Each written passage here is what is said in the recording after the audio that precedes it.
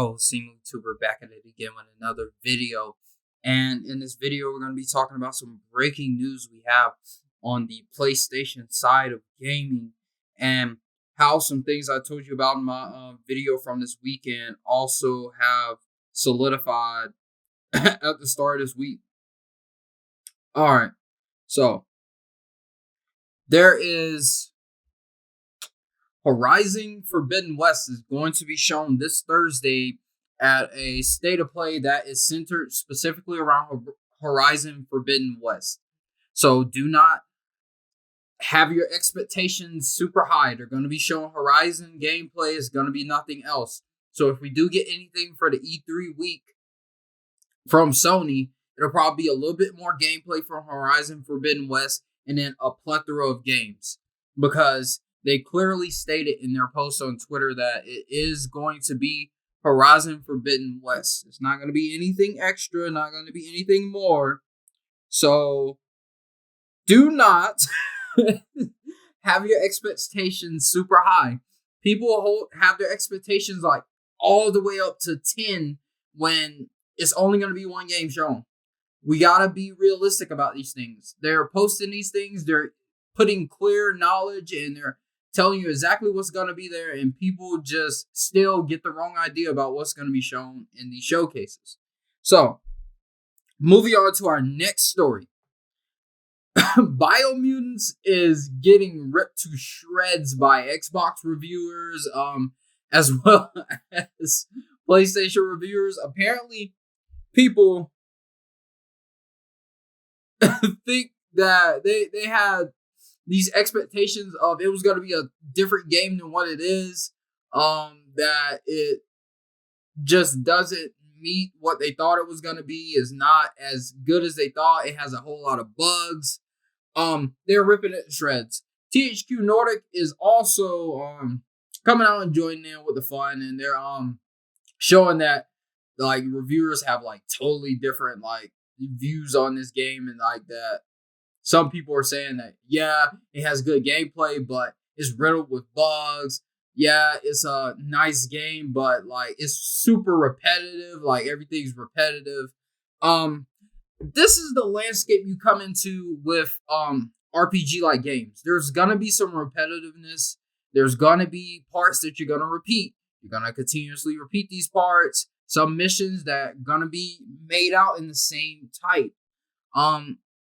You gotta give a little ground for it. At least they're making something new. Like THQ Nordic's been making remakes and then remasters of older games, and it's a good thing to finally have something new from them. That spells well for the future of THQ Nordic. I'm glad that they ventured out and made an RPG. There's not many RPGs out here that I like. There's not many RPGs out here, period, on the market right now that are enjoyable, besides like the Yakuzas and stuff. And Yakuza's not even like it used to be. Now it's going to be a turn-based game. So it's nice to have an RPG at its core that's not Immortals Phoenix Rising, which is like over 100 hours of the same thing to force you to spend money to get your level ups and filled with microtransactions. We don't know if this game is filled with microtransactions. I don't know. But it's nice to have another RPG on the market that everyone can enjoy, everyone can play, and we can all enjoy a new experience of. So, going off the back of that, we also have what I talked about over the weekend, the Final Fantasy game. It's come to find out, apparently the title is going to be Final Fantasy Origins and is going to be a Neo Dark Souls type game, and it's going to have a difficulty setting for all the people that have complained about Souls-like games. So Final Fantasy is getting its own Neo type Dark Souls game, and it's going to have a difficulty setting. So if you don't think you can beat it on the difficulty of regular Souls games, you can lower the difficulty down. And it's going to be made by Ninja. So Team Ninja is apparently working on this game. So great news in the gaming landscape overall. Like we're getting some juicy tidbits here and there, and I'm loving it. We also have, apparently, it's a rumor that the PS Plus games for June are Virtual Fighter 5, Star Wars Squadrons, and Operation Tango will be the 2021 June games.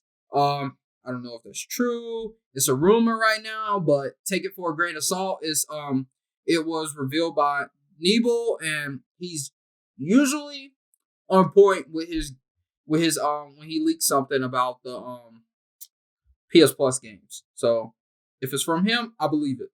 So yeah, Team Ninja working on Final Fantasy Origins. It will be a PS5 exclusive.